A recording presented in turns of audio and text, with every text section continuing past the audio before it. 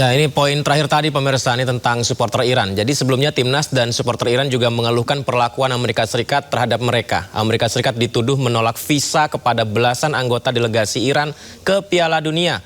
Sementara supporter Iran mengkritisi pembatasan yang dikenakan tim selama turnamen.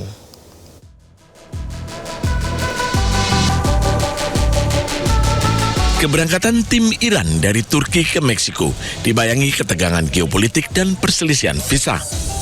Duta Besar Iran untuk Meksiko, Abul Fazl Pasadnideh, juga menuduh Amerika Serikat menolak visa kepada 15 anggota delegasi Iran yang akan berpartisipasi dalam Piala Dunia 2026. Dirinya meminta intervensi FIFA untuk memastikan kepatuhan terhadap komitmen yang dibuat oleh negara-negara tuan rumah turnamen tersebut. امیدوارم تمامی موانع موجود در سریع‌ترین زمان ممکن و در چارچوب مقررات بین‌المللی و تعهدات مرتبط با برگزاری جام جهانی برطرف شود تا اعضای تیم ملی ایران و مربیان کادر مدیریتی آن که بخش جدایی ناپذیر تیم ملی هستند بتوانند بدون دغدغه و با تمرکز کامل در این رقابت‌ها حضور یابند. Setibanya tim nasional Iran di Tijuana, Meksiko, mereka langsung bertolak ke penginapannya dekat Estadio Saliente, tempat tim akan melakukan latihan untuk babak penyisihan grup F. Sementara itu, para penggemar Iran juga mengkritisi pembatasan yang dikenakan tim selama turnamen. The United States government is a sore loser. They always has to make an enemy of somebody to be the good guys. It's sad. It's really, really sad what the United States is doing. Not just only itself, but it's a bad example for the sports in general. Same with like FIFA.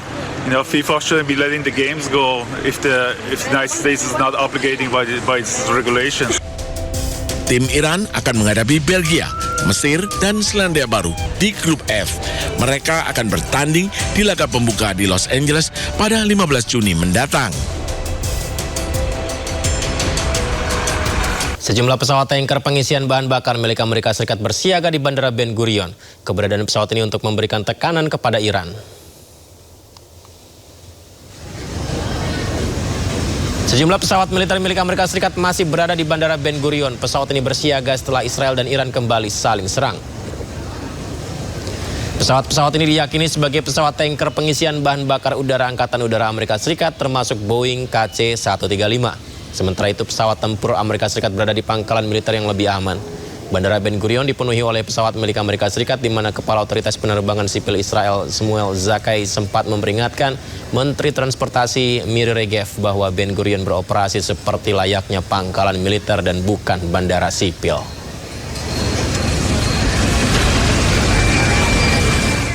Ya, kembali memanasnya Iran dengan Israel mulai berdampak pada aktivitas sipil. Antrian panjang memadati bandara utama Israel di Tel Aviv setelah sejumlah maskapai membatalkan penerbangan menyusul saling serang rudal yang mengguncang kawasan Timur Tengah.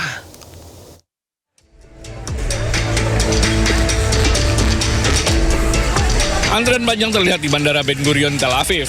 Setelah meningkatnya ketegangan antara Iran dan Israel memicu gangguan pada operasional penerbangan internasional. Ratusan penumpang memenuhi area check-in, sementara sejumlah keluarga tampak menyambut kerabat yang baru tiba di tengah situasi keamanan yang tidak menentu.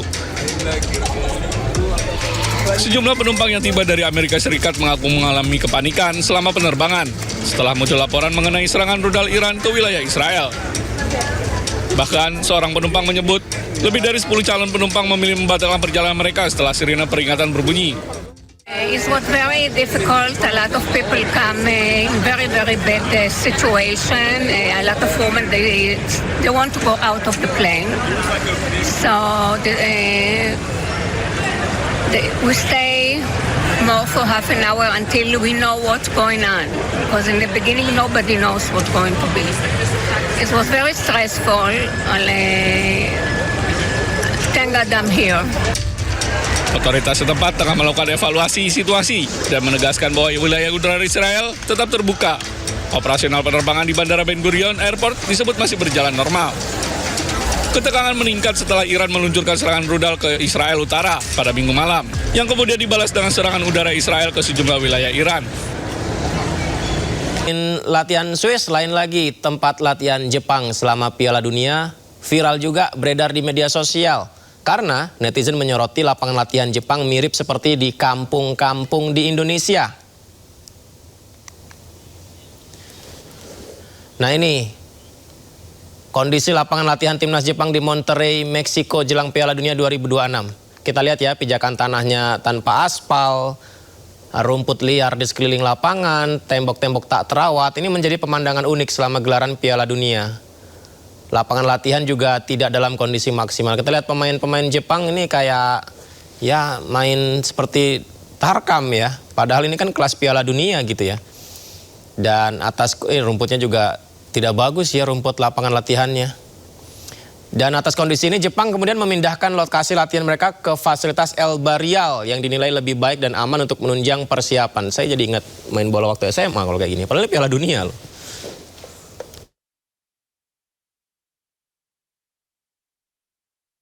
Seandainya ada Indonesia ya, mungkin Indonesia yang akan mengejutkan. Dan jelang Piala Dunia 2026, FIFA resmi mengeluarkan aturan baru dalam pertandingan Piala Dunia tahun ini. Salah satunya waktu maksimal lemparan ke dalam, ini hanya 5 detik saja, tidak boleh lebih. Pertama, pemain dilarang menutup mulut saat terjadi konfrontasi. Jika dilakukan, pemain akan menerima kartu merah.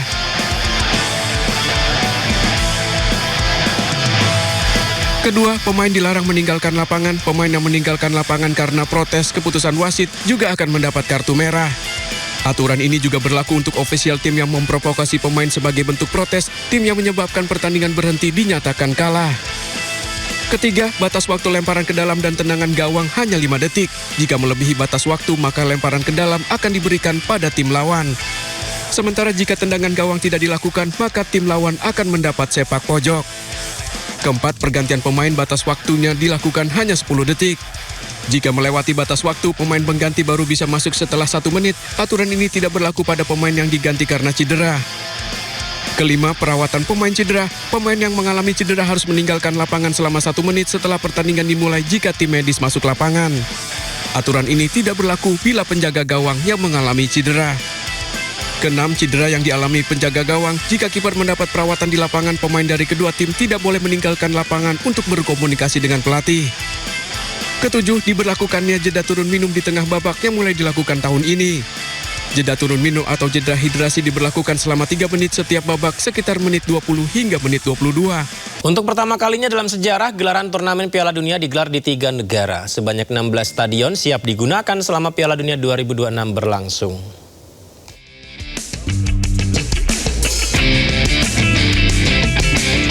Kanada, Amerika Serikat, dan Meksiko berbagi tugas sebagai tuan rumah Piala Dunia 2026. Tuan rumah 3 negara ini adalah pertama kalinya sepanjang sejarah Piala Dunia. Sebanyak 16 stadion telah dipilih untuk menggelar pertandingan mulai dari babak penyisihan hingga partai final.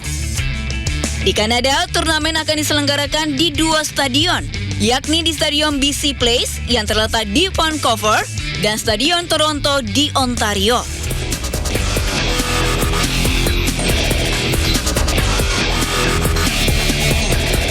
Amerika Serikat paling banyak menggelar turnamen.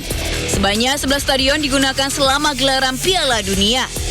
Di antaranya Stadion New York, New Jersey, Stadion Dallas yang memiliki kapasitas paling besar, serta Stadion San Francisco Bay Area.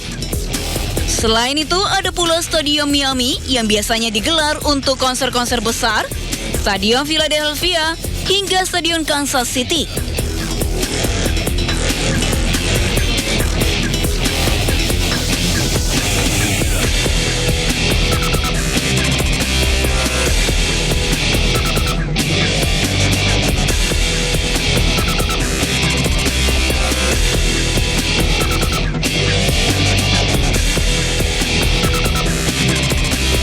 Sementara Meksiko terdapat 3 stadion yang digunakan untuk menggelar turnamen, yakni Stadion Azteca Meksiko yang merupakan stadion berkapasitas terbesar, Stadion Guadalajara, dan Stadion Monterrey.